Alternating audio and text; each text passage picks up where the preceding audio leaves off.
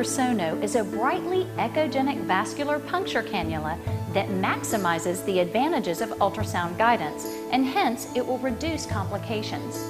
Ultrasound guidance of central venous and arterial access has improved safety and become the standard. But at the steep puncture angle required, the ultrasound waves strike conventional needles and are reflected away from the ultrasound transducer, making the needle shaft invisible. But there is a solution. Good afternoon, and thanks for coming to have a look at a new technique.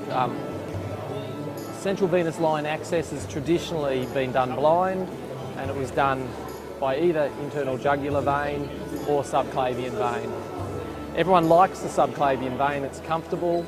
The patients like it because they can put a tup on and they don't see their subclavian vein when they walk out of the line as they walk out of the hospital. It has a lower infection rate, but it has some major problems as well. About 10 to 15% of the time people struggle to get it in. About 5% of the time they cause hematoma, whether they recognise it or not at the time. Every now and then they make a disastrous problem and dilate the subclavian artery, which needs then vascular surgical intervention. And occasionally you can have pneumothoraces, 1 or 2%, and also brachial plexus injuries if you're too far out. I've recently released the Vascular Sono Needle, and it's now a very bright needle made to fit all the standard kits for the Seldinger technique for a central venous line access. Despite the fact that in the last year or two, or the last 5 years, especially in the UK with the NICE guidelines telling everyone they must put central lines in under ultrasound, that has forced people to do mostly internal jugular vein access, because that's really what's safe to do with a plain needle with ultrasound. But now we've got a bright needle, it's going to be an opportunity to switch back to subclavian vein access, and once again give the patients back the convenience of having a comfortable line at the lower infection rate. So what I'm going to do is just go through my technique. The key is you use a high frequency probe. With the probe you want it to have a narrow foot. The problem is if you have a probe with a wide foot, when you put it in position in plane, just under the clavicle, the base of the foot will be out laterally, and what you'll be doing is an auxiliary vein access, and you'll have lost the benefits because once again it will still be in an area that's very mobile. So a high frequency probe, narrow. Before you start the procedure, check that your anatomy is there like you want it to be. To do that, same as always, lots of gel, sight your probe. On the screen, left is going to be lateral. The spot the tip of your probe wants to sit in is about in the pectoral deltoid groove. It's that spot that your finger just wants to slot into, and it's probably where you often use as the landmark point for the technique. Once you place your probe on, hand nice and down low on the patient so the probe's still, and we'll just find the vein. Once I've found the vein, I look at the features of the vein. We can see the volumes changing with respiration. It sounds like a vein. It's got thin walls, and also it's not pulsatile. The artery is nearly always keflad to the vein. So to check that, what I'm going to do is push the probe, angle the probe up to the artery. And there we have the artery on screen now. Want to notice the differences. It's got a thick wall and it's pulsatile. And so what I do is I totally convince myself that I can tell the difference between the two. So there's no chance that mid-procedure I do a perfect in-plane approach into the artery. So, vein, changing with respiration, nice and thin, non-pulsatile, artery, thick wall, pulsatile. And you could put colour flow on to back it up, but I don't find that helps so much.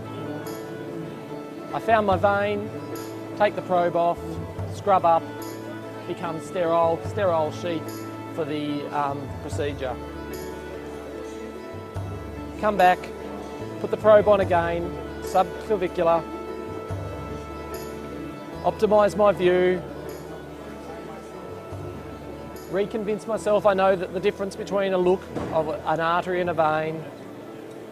And then the key of the technique is to do a proper in-plane approach. If you're going to put a needle in plane, what you want is your eye to be in plane. To do that, you need to set up your ergonomics of it all well to begin with. Put your ultrasound machine on the other side, so you're not turning around to look at the ultrasound machine. I have my eye in plane. So what I want you to imagine, that it's not just in plane, isn't just below the needle, it's all the way around the probe. Sorry, not just below the probe, all the way around the probe. When I've got the vein on view, so then my eye's in plane, you put the needle right next to the probe, right in the middle of the probe, so you know that the needle tip's also in plane. And now it's like throwing darts. Just as you were going to throw a dart, you throw it from your eye to the bullseye. Same here. I make the whole needle shaft in plane and I advance. It will then appear on the screen. If it doesn't appear on the screen, you'll be out by 0.5 millimetre one way or another. Once you're at that stage, I aim, I'm just going to push pause. I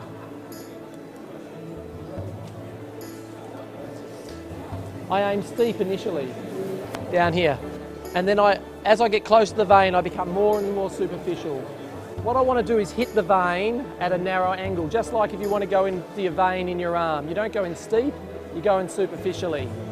As the needle tip gets to the vein, I know it's sitting on the vein because it will stretch the vein. You can see that stretch happen under ultrasound. And when it pops through the vein, I want it to pop forward. I don't want it to pop out the back of the vein. So I've gone steep, and as I'm right down to the vein, I flatten out and advance. Here's a needle coming through. I've just checked where the artery is again. There's the vein. Needle's coming down. Notice how echogenic it is. 45 degrees, highly echogenic. And now, can you see the vein stretching? Can you see how it's pulling the vein? And then it's popped through, and I can see my tip of the vein. But I've been using them only for the last month. I've done 7 procedures, and I've only taken 8 passes to get in. So I've only missed the vein once. I'll show you the one now that I missed. So we're going to see the needle appear in the moment. Needle's coming down. Looks like it's approaching the vein really nicely. But I want you to really watch this point here now. Can you see how the vein's not stretching this time? There's no movement. The needle tip's here, but the vein wall's still back there.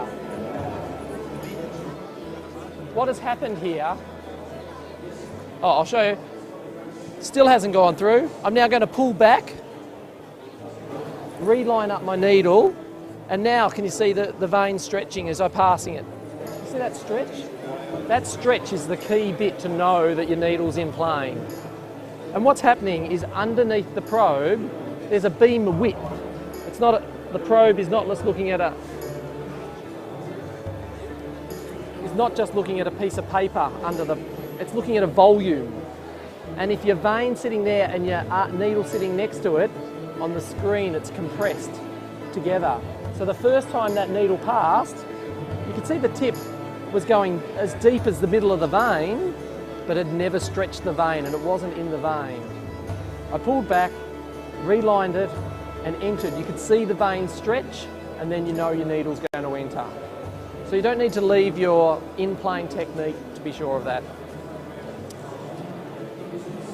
Once you've done that, the next key thing is just put your wire in. You can then see your wire, and I think this is an image here. It's not the best image, unfortunately, but this is the wire in the vein there. So I can confirm once again by using that swinging technique that my wire's in the vein, not in the artery. And then you check the neck.